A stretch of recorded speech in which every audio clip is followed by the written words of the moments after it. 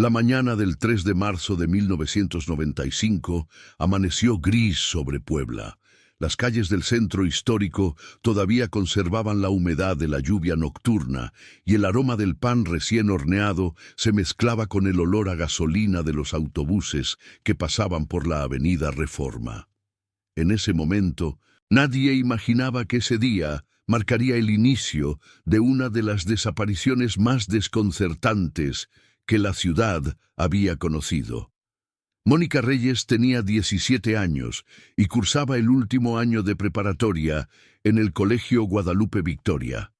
Era una muchacha alta, de cabello castaño largo que siempre llevaba recogido en una coleta, y tenía la costumbre de usar blusas blancas y jeans azules. Sus compañeros la recordaban como alguien reservada pero amable, con una sonrisa tímida que aparecía solo cuando hablaba de sus dos pasiones, la fotografía y la música de los Bukis.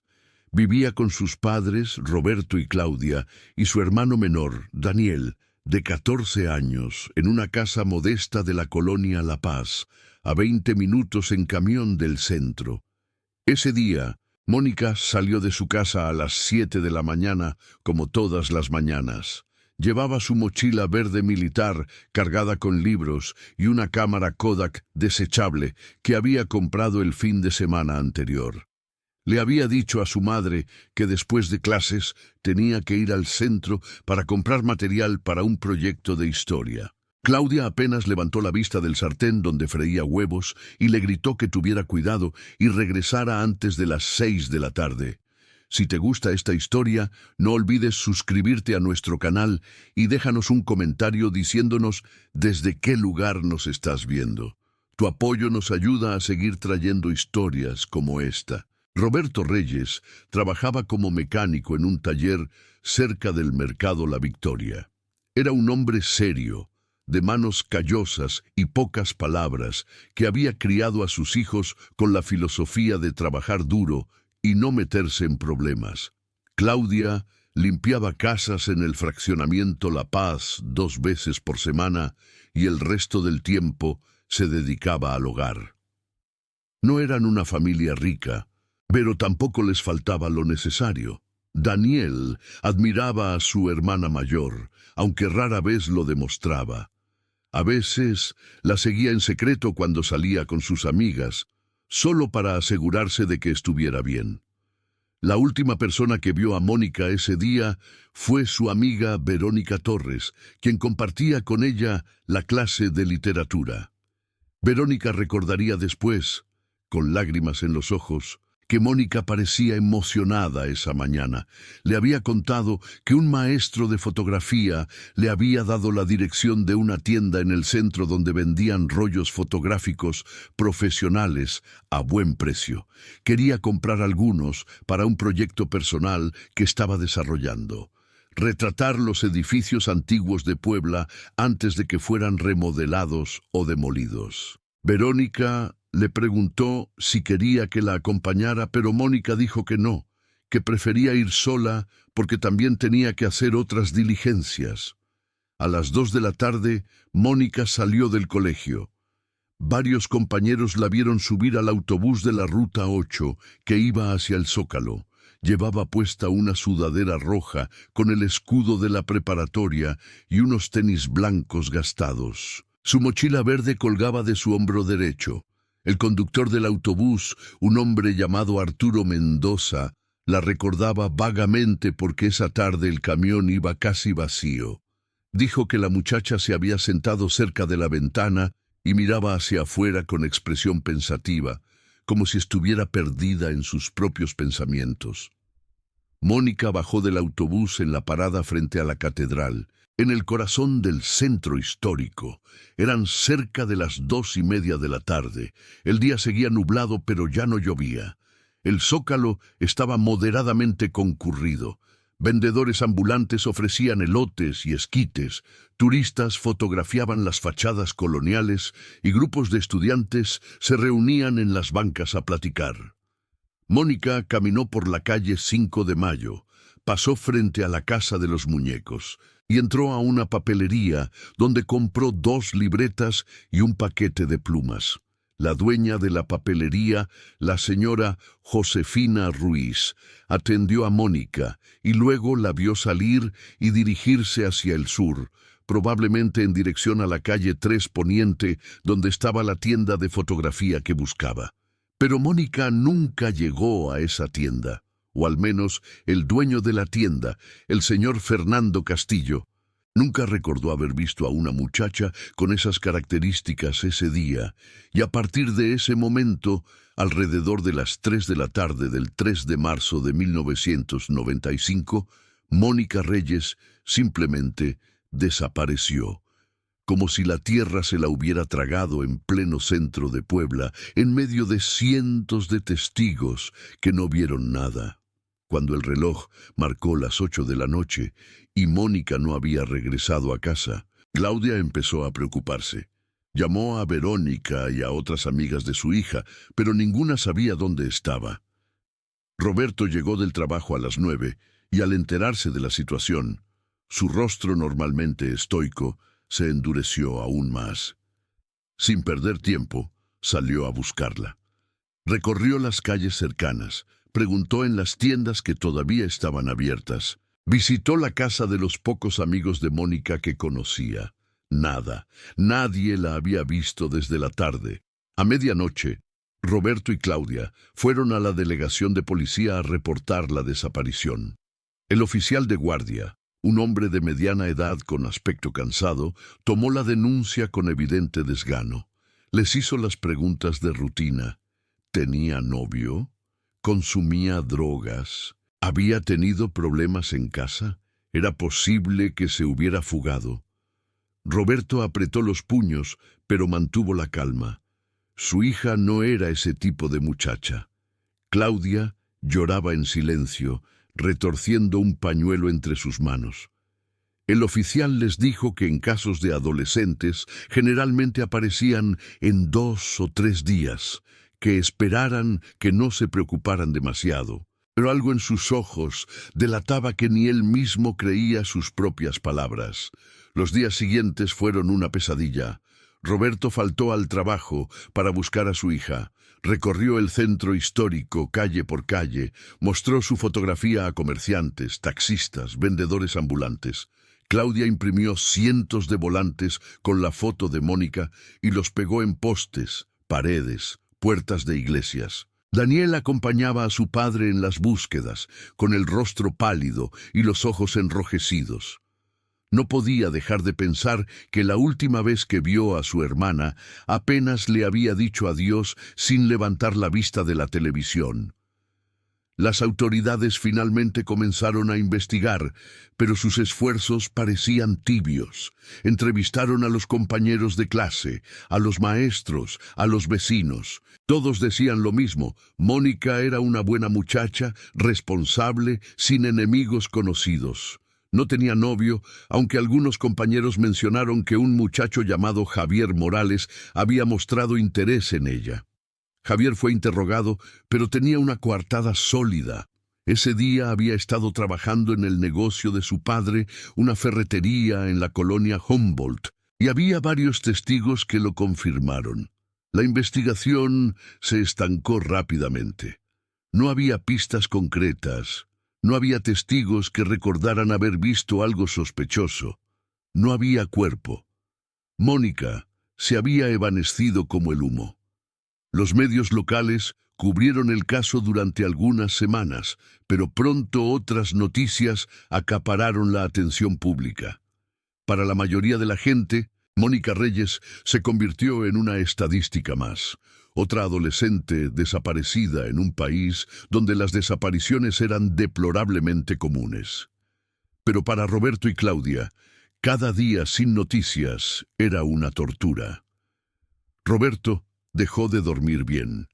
Pasaba las noches sentado en la sala, mirando al vacío, fumando cigarrillo tras cigarrillo. Claudia perdió peso dramáticamente y desarrolló una mirada vidriosa, como si estuviera constantemente mirando un horizonte lejano donde su hija podría aparecer en cualquier momento.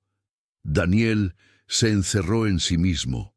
Sus calificaciones bajaron, dejó de salir con sus amigos. La casa que antes había sido modesta pero alegre se convirtió en un mausoleo de silencio y dolor. Pasaron los meses. Luego el primer año. La policía archivó el caso como desaparición sin resolver. Algunos vecinos murmuraban teorías, que Mónica se había fugado con un hombre mayor, que había sido secuestrada y vendida, que estaba muerta en alguna fosa clandestina. Roberto y Claudia seguían buscando, pero cada vez con menos esperanza. Pusieron anuncios en periódicos, contactaron a programas de televisión que trataban casos de personas desaparecidas, hasta consultaron con un brujo que les prometió encontrarla mediante rituales. Todo fue inútil. Para 1996, la vida había adquirido una nueva normalidad disfuncional en la casa de los Reyes. Roberto regresó al taller mecánico, aunque trabajaba como autómata, sin hablar con nadie más de lo necesario. Claudia continuó limpiando casas, pero ahora llevaba siempre consigo una foto de Mónica en su bolso, mostrándosela a todo desconocido que se cruzara en su camino. Daniel terminó la preparatoria con esfuerzo y consiguió trabajo en una tienda de abarrotes. Los tres seguían viviendo juntos, pero era como si cada uno habitara su propio universo de dolor silencioso. En 1997, hubo un momento de esperanza cuando una mujer llamó a la casa diciendo que había visto a alguien que se parecía a Mónica trabajando en un restaurante de Guadalajara. Roberto viajó inmediatamente, gastando los pocos ahorros que tenía. Pero la joven del restaurante no era Mónica, solo se le parecía superficialmente. Roberto regresó a Puebla con el corazón aún más destrozado, si eso era posible. Los años continuaron pasando. 1998, 1999, el cambio de milenio. El mundo seguía girando, pero para la familia Reyes el tiempo se había detenido en aquella tarde de marzo de 1995. La habitación de Mónica permanecía intacta, como un santuario. Su ropa seguía colgada en el armario, sus libros alineados en el estante, su cámara Kodak, desechable sin revelar sobre su escritorio. Claudia entraba allí cada noche antes de dormir, se sentaba en la cama y hablaba con su hija ausente, actualizándola sobre las noticias familiares, como si Mónica simplemente estuviera de viaje y fuera a regresar pronto. Daniel había crecido y se había convertido en un joven callado y observador. Ahora tenía 21 años y trabajaba en una empresa de mensajería. En sus días libres, seguía recorriendo el centro de Puebla, aunque ya no buscaba activamente a su hermana. Era más como un ritual, una forma de mantener vivo el recuerdo. A veces se sentaba en una banca del Zócalo e imaginaba a Mónica caminando entre la multitud, con su sudadera roja y su mochila verde, sonriendo tímidamente. Pero siempre era solo su imaginación. La primavera de 2002 trajo consigo un evento inesperado que cambiaría todo. Daniel estaba en casa una tarde de abril cuando sonó el teléfono. Era su primo Alejandro, quien trabajaba como reportero en un periódico local. Alejandro había estado ayudando a la familia con la búsqueda desde el principio, aunque sus esfuerzos también habían resultado infructuosos.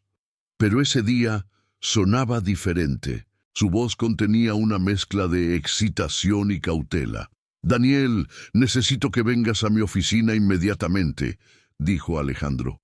«Trae a tus padres si puedes. Acaba de llegar algo que tienen que ver». Daniel sintió que el corazón se le aceleraba. Llamó a su padre al taller y a su madre al trabajo. Una hora después, los tres estaban sentados en la pequeña oficina de Alejandro, en el periódico El Sol de Puebla. Alejandro cerró la puerta y extrajo de un sobre manila una fotografía. La colocó sobre el escritorio frente a ellos. Claudia ahogó un grito. Roberto se quedó petrificado. Daniel sintió que las rodillas se le debilitaban. En la fotografía se veía a una joven mujer de espaldas caminando por una calle. Llevaba una sudadera roja con un escudo bordado en la espalda y una mochila verde colgando de su hombro. El cabello castaño, largo y recogido en una coleta. La imagen era en blanco y negro y ligeramente borrosa, pero la similitud con Mónica era innegable. «¿Dónde conseguiste esto?», preguntó Roberto con voz temblorosa. Alejandro respiró profundo antes de responder. «Llegó al periódico esta mañana en un sobre sin remitente. No hay nota, no hay explicación, solo esta fotografía. Pero miren esto». Señaló la esquina inferior derecha de la imagen, donde se podía ver parcialmente una fecha impresa. 15/08/98.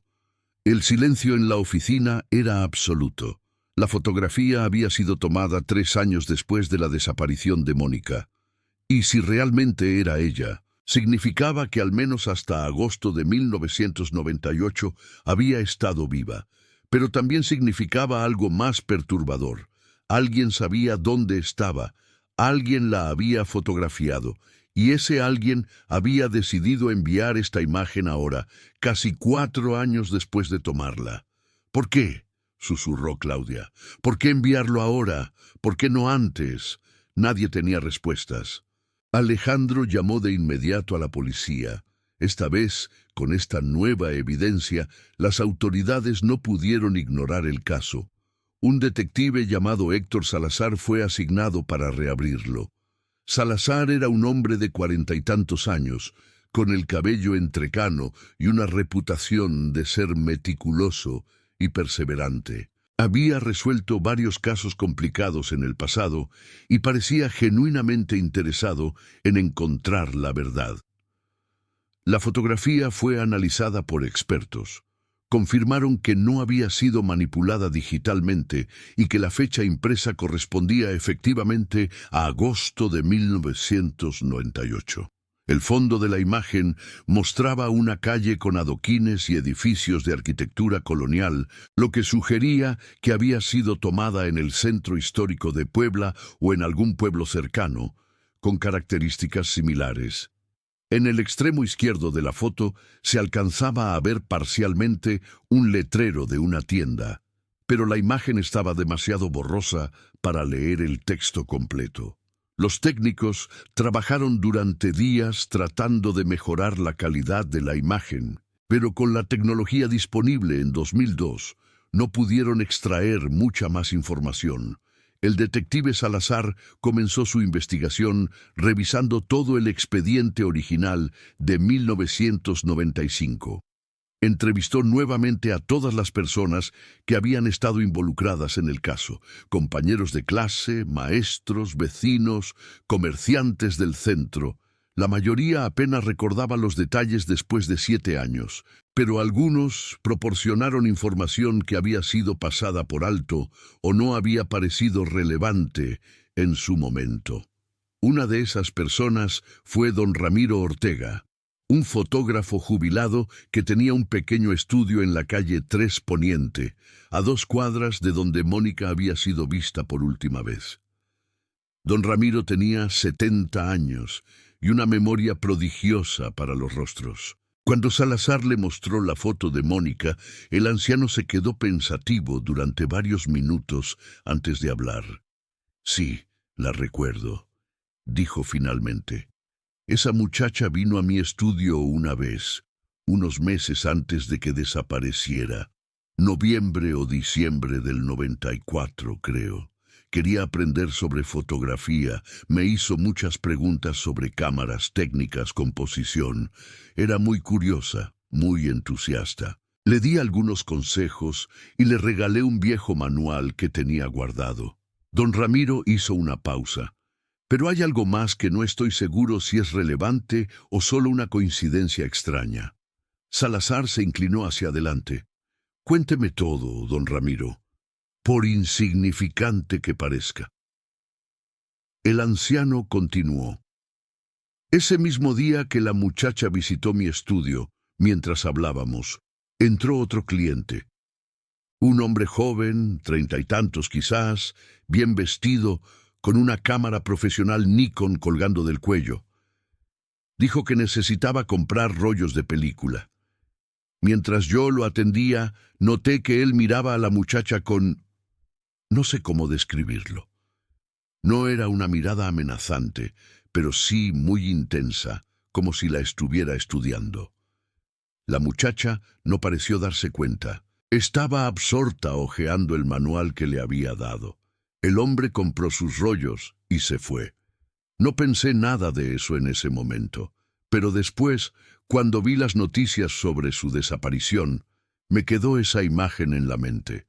Nunca lo reporté porque pensé que era solo paranoia de viejo.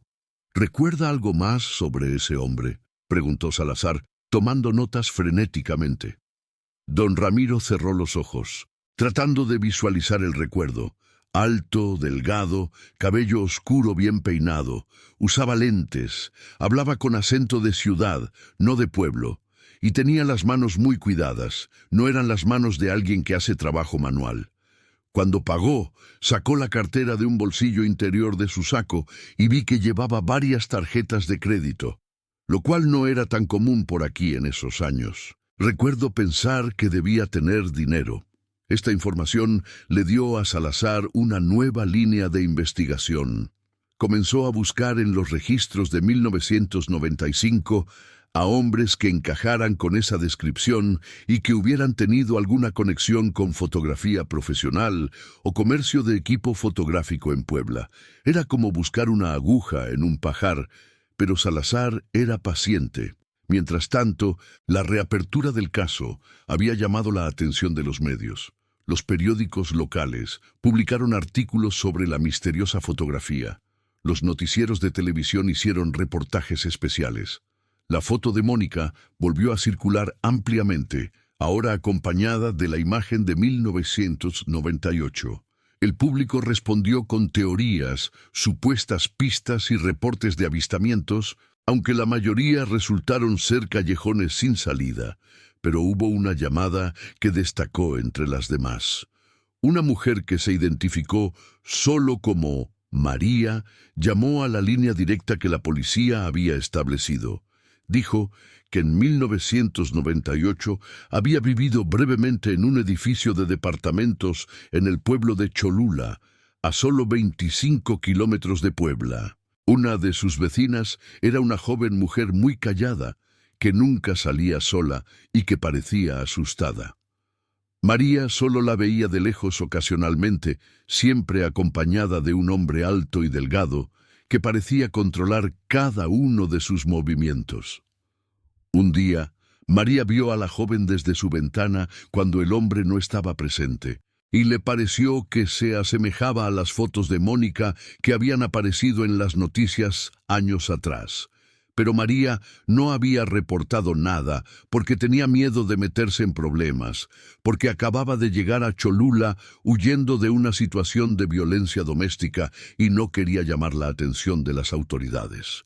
¿Por qué llama ahora?, le preguntó el oficial que atendió la línea. La voz de María tembló, porque vi en las noticias lo de la fotografía y ya no puedo seguir callando. Si esa muchacha sigue viva en algún lugar y yo no dije nada cuando pude haber ayudado, no me lo perdonaré nunca.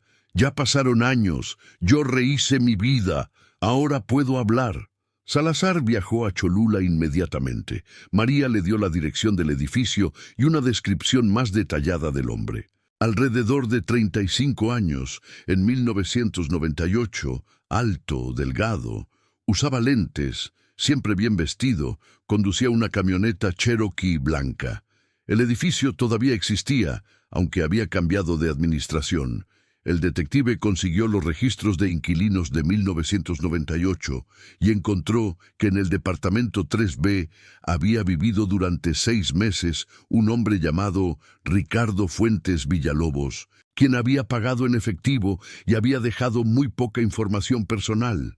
La búsqueda de Ricardo Fuentes se convirtió en la prioridad de Salazar, pero el nombre era común y no había fotografía en el registro. Sin embargo, el detective descubrió que Fuentes había dado como referencia laboral una empresa de publicidad en Ciudad de México. Salazar contactó a la empresa que todavía operaba y confirmaron que Ricardo Fuentes había trabajado allí como fotógrafo publicitario entre 1994 y 1999. Le enviaron una foto del archivo de empleados. Cuando don Ramiro vio la fotografía, asintió lentamente. Es él. Es el hombre que vi en mi estudio ese día con la muchacha. La investigación se aceleró. Ricardo Fuentes Villalobos había nacido en Ciudad de México en 1963, lo que significaba que tenía 32 años cuando Mónica desapareció. Provenía de una familia de clase media alta, había estudiado fotografía y diseño gráfico, y según todos los registros era un ciudadano modelo sin antecedentes penales. Pero algo no cuadraba. ¿Por qué un fotógrafo profesional de Ciudad de México estaría en Puebla precisamente cuando Mónica desapareció? ¿Por qué alquiló un departamento en Cholula bajo su nombre real si estaba involucrado en algo ilegal? O quizás esa era precisamente su coartada, ocultarse a plena vista. Salazar descubrió que Fuentes había dejado su trabajo en la empresa de publicidad en 1999 sin dar explicaciones, y desde entonces no había registros de empleo formal. Sus últimos movimientos conocidos lo situaban en Monterrey en el año 2000, donde había rentado un pequeño local comercial que cerró después de solo 3 meses. Después de eso, nada. Como si también él hubiera desaparecido. El detective amplió la búsqueda a nivel nacional. Contactó a colegas en otras ciudades, envió boletines con la fotografía y descripción de Fuentes. La respuesta llegó de un lugar inesperado, Oaxaca. Un policía estatal recordaba haber visto a un hombre con esas características trabajando como fotógrafo freelance en la zona turística de Oaxaca de Juárez a principios de 2002. El policía había notado al hombre porque parecía estar fotografiando no solo a turistas, sino también a jóvenes locales, de manera que le pareció sospechosa. Pero cuando lo interrogó brevemente, Fuentes mostró credenciales profesionales y explicó que estaba trabajando en un proyecto documental sobre la juventud mexicana. No había razón legal para detenerlo. Salazar viajó a Oaxaca con una brigada de investigación. Hablaron con fotógrafos locales, dueños de estudios, comerciantes de la zona turística.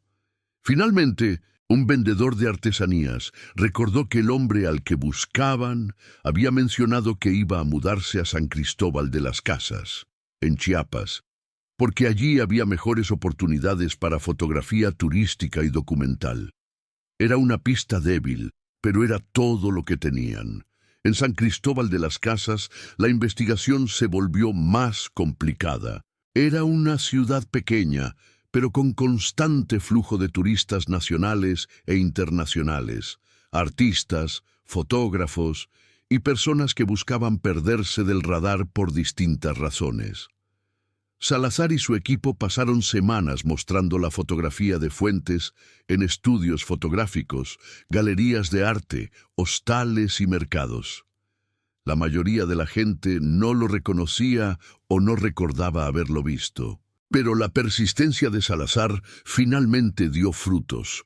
Una dueña de una pequeña galería de arte llamada Elena Cortés reconoció a Fuentes inmediatamente. «Claro que lo recuerdo», dijo. «Se hacía llamar Ricardo Salas aquí, no Fuentes. Tenía un pequeño estudio en la calle Real de Guadalupe. Hacía retratos de turistas y también vendía algunas fotografías artísticas de paisajes chiapanecos. Era educado, profesional, pero había algo en él que me ponía nerviosa. No puedo explicarlo bien. Era como si siempre estuviera calculando, observando todo con demasiada atención». «¿Cuándo fue la última vez que lo vio?», preguntó Salazar. Elena pensó un momento. «Hace como 3 meses, febrero creo. Cerró su estudio de repente. Le debía 2 meses de renta al dueño del local y simplemente desapareció una noche dejando todo dentro. El dueño tuvo que vaciar el lugar para poder rentarlo de nuevo». ¿Qué hizo con las cosas que dejó? Las guardó en una bodega. Supongo que esperando que Fuentes regresara a reclamarlas, pero hasta donde sé, nunca lo hizo. Salazar sintió un cosquilleo de emoción. Esta podía ser la oportunidad que habían estado esperando. Elena los llevó a ver al dueño del local, un señor mayor llamado Gustavo Mendoza. Después de explicarle la situación, Gustavo accedió a mostrarles la bodega donde había guardado las pertenencias de Fuentes. La bodega era un cuarto pequeño y polvoriento detrás de la ferretería de Gustavo. Dentro había cajas de cartón, un viejo escritorio, una silla, lámparas fotográficas y varios equipos de fotografía incluyendo cámaras, lentes y trípodes. Salazar y su equipo, usando guantes, comenzaron a revisar meticulosamente cada artículo. Encontraron facturas, recibos, negativos fotográficos de paisajes y retratos turísticos. Todo parecía normal, casi decepcionantemente ordinario. Pero entonces, en el fondo de una de las cajas, uno de los investigadores encontró un sobre manila doblado. Dentro había aproximadamente 20 negativos fotográficos en tiras de 35 milímetros. Al examinarlos contra la luz, Salazar sintió que el pulso se le aceleraba. Los negativos mostraban fotografías de una joven mujer en diferentes situaciones, caminando por una calle, sentada en una habitación, preparando comida en una cocina pequeña, mirando por una ventana. La joven llevaba el cabello recogido en una coleta, y aunque los negativos eran pequeños y difíciles de ver con detalle, las similitudes con Mónica Reyes eran suficientes para justificar un análisis más profundo. Los negativos fueron enviados urgentemente a un laboratorio especializado en Ciudad de México. 3 días después, llegaron las ampliaciones. Claudia y Roberto fueron llamados a la oficina del detective Salazar. Cuando vieron las fotografías ampliadas, no quedó ninguna duda. Era Mónica, su hija, 7 años mayor que cuando desapareció, con el rostro un poco más delgado, la mirada más apagada, pero inequívocamente ella. En las fotografías, Mónica aparecía en lo que parecía ser un departamento pequeño. Llevaba ropa sencilla, sin maquillaje, el cabello siempre recogido. Su expresión en todas las fotos era neutral, casi vacía, como la de alguien que había aprendido a no mostrar emociones. No sonreía en ninguna. En una de las imágenes estaba leyendo un libro junto a una ventana. En otra, lavaba platos en un fregadero. En otra más, simplemente estaba sentada en una silla, mirando directamente a la cámara con ojos que parecían contener una tristeza infinita. El análisis de las fotografías reveló detalles adicionales. Basándose en la luz natural visible en las ventanas y las sombras, los expertos estimaron que habían sido tomadas durante diferentes momentos del día en un periodo de varios días o semanas. El tipo de película utilizada correspondía a un rollo Kodak Gold 400 que había sido común en los años 1998-2000. Las fotografías no mostraban signos de violencia física en Mónica, pero la expresión de su rostro y su lenguaje corporal sugerían profundo desánimo psicológico. Con esta evidencia, la búsqueda de Ricardo Fuentes se intensificó. Se emitió una orden de aprehensión nacional. Su fotografía fue distribuida a todas las corporaciones policiales del país. Los medios de comunicación hicieron públicos tanto su nombre como su imagen, pidiéndole al público ayuda para localizarlo. La historia captó la atención nacional. El caso de Mónica Reyes, que había sido archivado y olvidado, ahora era noticia en todos los periódicos y canales de televisión del país. Las llamadas con posibles avistamientos comenzaron a llegar de todas partes. Salazar y su equipo investigaron cada una meticulosamente, aunque la mayoría resultaron ser falsas alarmas o casos de identidad equivocada. Pero en junio de 2002, 3 meses después del descubrimiento en San Cristóbal, llegó una llamada que parecía prometedora.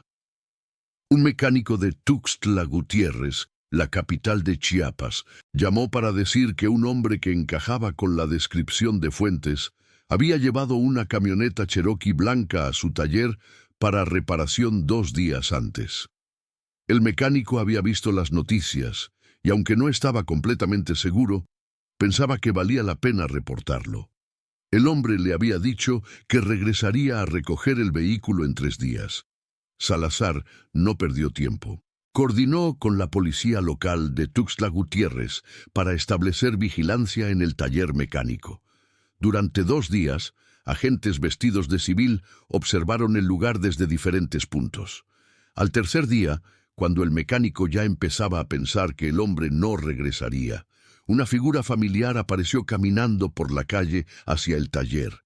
Era Ricardo Fuentes. Más delgado que en las fotografías antiguas, con el cabello más largo y una barba descuidada, pero definitivamente era él. Los agentes se acercaron rápidamente. Fuentes intentó correr, pero fue rápidamente sometido y arrestado.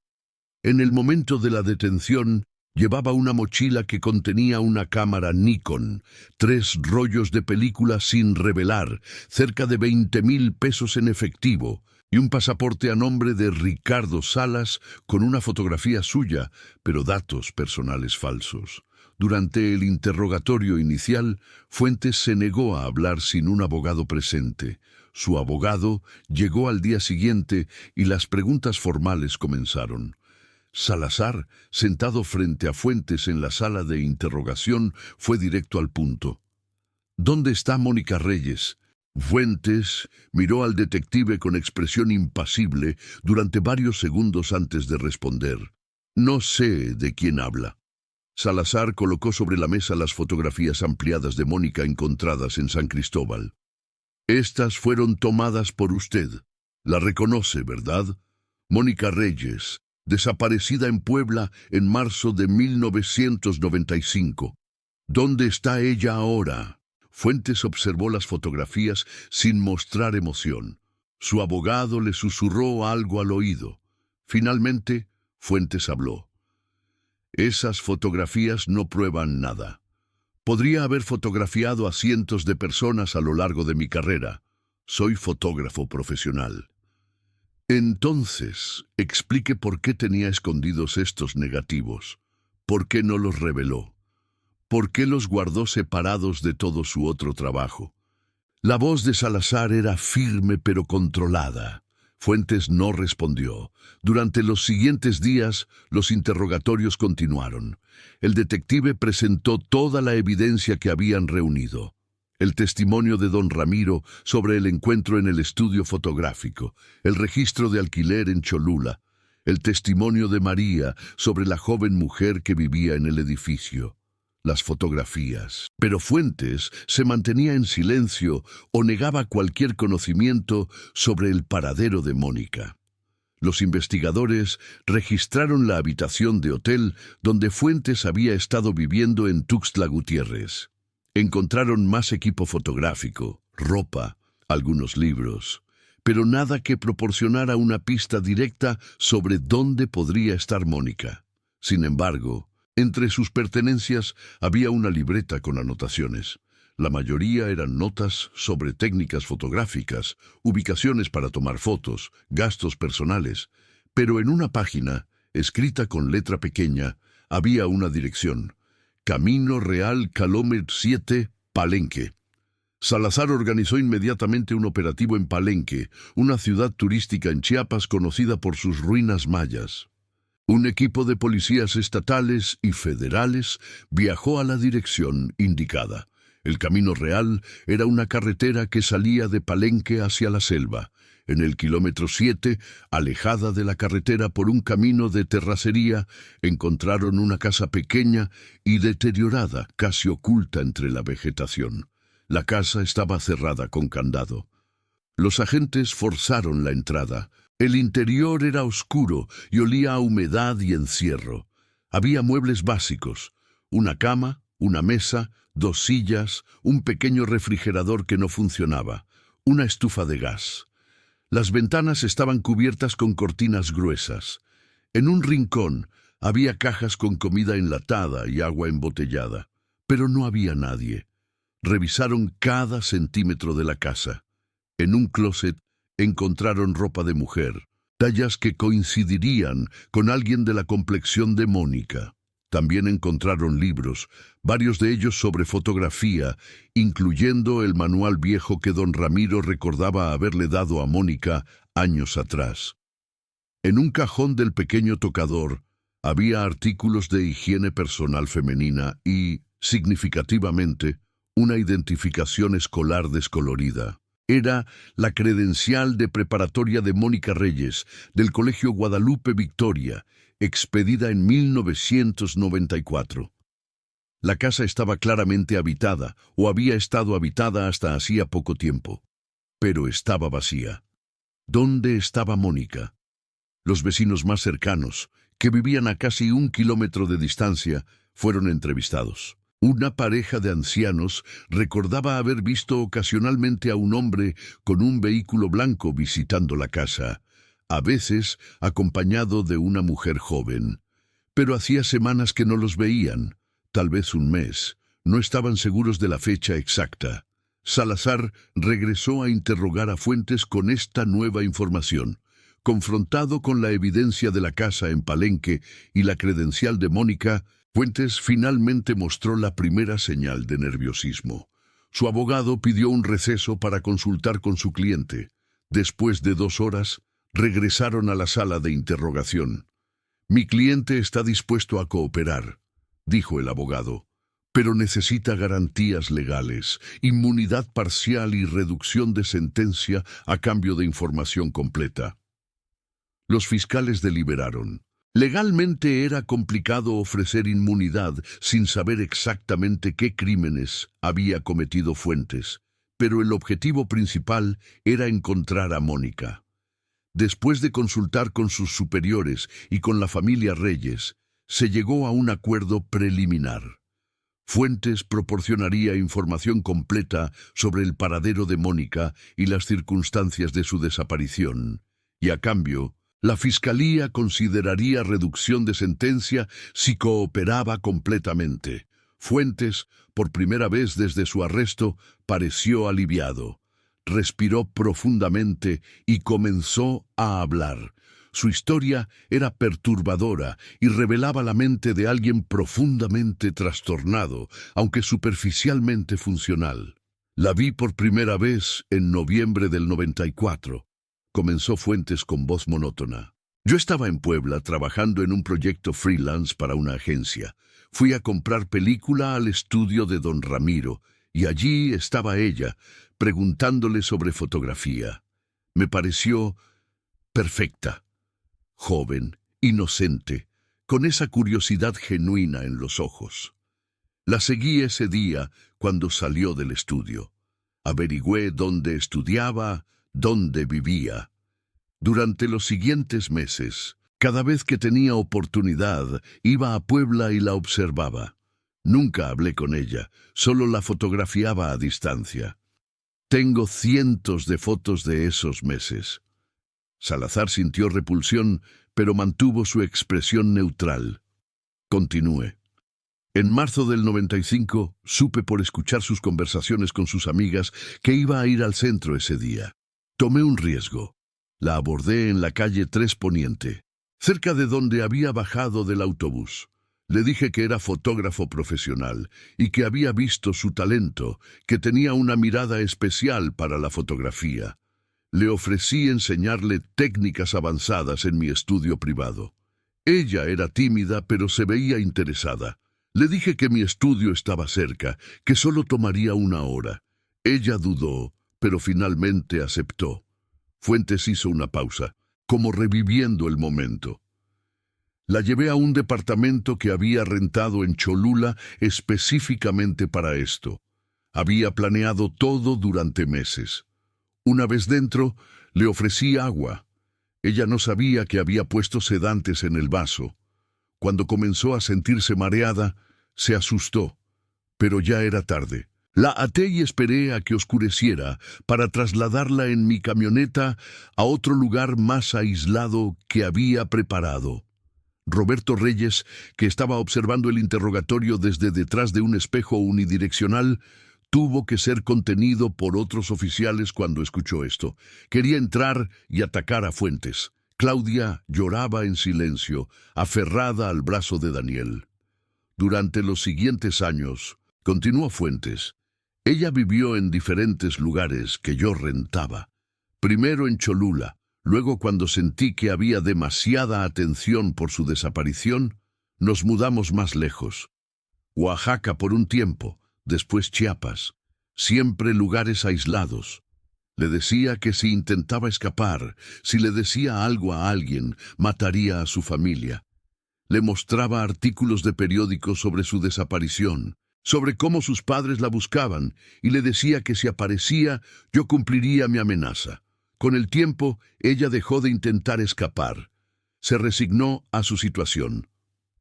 ¿La violó? ¿Abusó de ella físicamente? La pregunta de Salazar fue directa. Fuentes movió la cabeza negativamente. No de la manera que piensa. Yo no quería lastimarla físicamente. Solo quería que estuviera conmigo, que fuera mi modelo perfecta, mi musa. La fotografiaba constantemente. Esa era mi satisfacción. Documentar su belleza, su tristeza, su existencia. Eso sigue siendo secuestro, encarcelamiento ilegal y privación de libertad, dijo Salazar con disgusto contenido. ¿Dónde está ella ahora? Fuentes bajó la mirada. No lo sé. No juegue con nosotros, Fuentes. Teníamos un acuerdo. No estoy jugando, insistió Fuentes, su voz ahora conteniendo un tono de pánico. En abril de este año, hace 2 meses, fui a la casa de Palenque donde la tenía. Había ido a Tuxtla Gutiérrez por provisiones. Estuve fuera 3 días. Cuando regresé, ella ya no estaba. La puerta seguía cerrada con llave desde afuera, pero la ventana del baño, que siempre había estado asegurada con clavos, estaba forzada. Ella se había escapado. Un silencio pesado cayó sobre la sala de interrogación. ¿Y no la buscó?, preguntó Salazar incrédulo.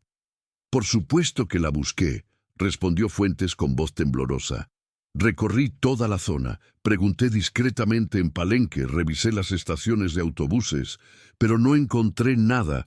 Es como si hubiera desaparecido. Pensé que tal vez había ido a la policía, que en cualquier momento vendrían por mí, pero pasaron días, luego semanas, y nada.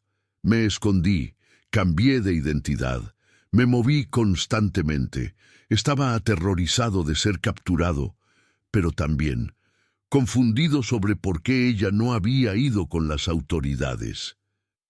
Esta revelación cambió completamente la naturaleza de la investigación. Si Fuentes decía la verdad, Mónica había estado viva hasta hace solo 2 meses y había logrado escapar. Pero entonces, ¿dónde estaba ahora? ¿Por qué no había buscado ayuda? ¿Por qué no había contactado a su familia? Salazar coordinó inmediatamente una búsqueda exhaustiva en la región de Palenque. Equipos de policías y voluntarios recorrieron la selva circundante, preguntaron en cada pueblo, mostraron la fotografía de Mónica actualizada digitalmente para reflejar cómo se vería a los 24 años. Revisaron hospitales, clínicas, albergues, distribuyeron volantes por toda la región. Los días se convirtieron en semanas. Roberto, Claudia y Daniel viajaron a Palenque para unirse a la búsqueda. Ver el lugar donde su hija había estado prisionera durante años les destrozó el corazón. Imaginar lo que había sufrido, la soledad, el miedo, era casi insoportable. Pero ahora también había un atisbo de esperanza. Mónica había encontrado la fuerza para escapar. Eso significaba que seguía luchando, que no se había rendido completamente. Una tarde, mientras Roberto y Daniel recorrían un mercado local, mostrando la foto de Mónica, una mujer mayor se les acercó. Se presentó como Lupe, dueña de una pequeña fonda. Les dijo que aproximadamente 2 meses atrás, a mediados de abril, había encontrado a una joven mujer desorientada y claramente asustada cerca de su negocio al amanecer. La mujer parecía no haber comido en días y tenía cortes y rasguños en los brazos y piernas, como si hubiera caminado por la selva. Lupe le había dado de comer y le había preguntado si necesitaba ayuda, si quería que llamara a alguien, pero la joven había reaccionado con pánico ante la mención de llamar a la policía. Le había suplicado a Lupe que no le dijera a nadie que la había visto. «Yo quería ayudarla», explicó Lupe con lágrimas en los ojos, «pero tenía tanto miedo que no insistí. Le di comida, un poco de dinero que tenía guardado y ropa limpia. Me dijo que se llamaba Ana y que necesitaba llegar a Villahermosa. Le indiqué cómo llegar a la terminal de autobuses. Antes de irse, me abrazó y me agradeció. Cuando vi su foto ahora, reconocí sus ojos. Esos ojos tristes que parecían cargar el peso del mundo. Lo siento tanto por no haber hecho más. Esta información fue crucial. Si Mónica había ido a Villahermosa, la capital de Tabasco, la búsqueda se expandiría allí. Villahermosa era una ciudad grande con más de 500,000 de habitantes, lo que hacía la búsqueda más complicada, pero al menos tenían una dirección general. Salazar movilizó recursos a Villahermosa. La policía local fue alertada. Se distribuyeron fotografías de Mónica en estaciones de autobuses, terminales, hoteles, centros de ayuda social. Una organización de búsqueda de personas desaparecidas se unió al esfuerzo, utilizando sus propias redes y contactos. 2 semanas después de iniciar la búsqueda en Villahermosa, recibieron un reporte de una trabajadora social llamada Patricia Campos. Patricia trabajaba en un refugio para mujeres en situación de vulnerabilidad en la periferia de la ciudad.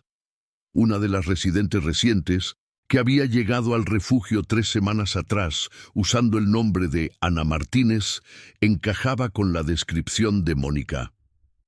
La mujer había llegado al refugio en condiciones precarias, desnutrida, con claros signos de trauma psicológico. Había dicho que escapaba de una situación de violencia, pero se negaba a dar detalles o a contactar a su familia. Estaba recibiendo terapia psicológica y apoyo del refugio. Patricia había visto las fotos de Mónica que circulaban y, aunque la mujer en el refugio parecía mayor y más demacrada, había similitudes suficientes para hacer la conexión. Sin embargo, Patricia enfatizó que debían manejar la situación con extrema delicadeza.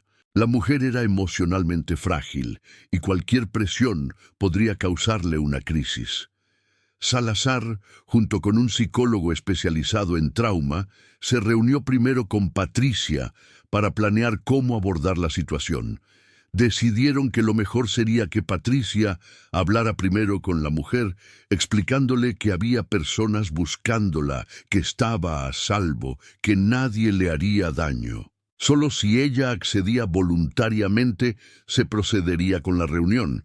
Patricia tuvo la conversación con cuidado. La mujer, al escuchar que había gente buscándola, se puso extremadamente nerviosa. «¿Quién? ¿Por qué?», preguntó con voz temblorosa. Patricia le explicó que sus padres y su hermano la habían estado buscando durante años, que la amaban, que solo querían saber que estaba bien. Mostró fotografías recientes de Roberto, Claudia y Daniel. La mujer miró las fotografías durante lo que pareció una eternidad. Lágrimas comenzaron a correr por sus mejillas. «Siguen buscándome después de todos estos años», susurró. Patricia asintió suavemente. La mujer cerró los ojos y respiró profundo varias veces antes de hablar. «Mi nombre es Mónica, Mónica Reyes. Y sí, quiero ver a mi familia».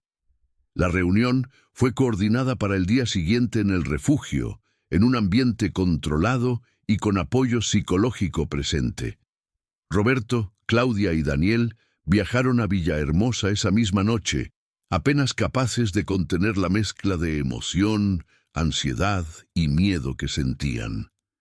Durante 7 años habían soñado con este momento, pero también temían lo que encontrarían, el estado en que estaría su hija y hermana después de tan terrible experiencia.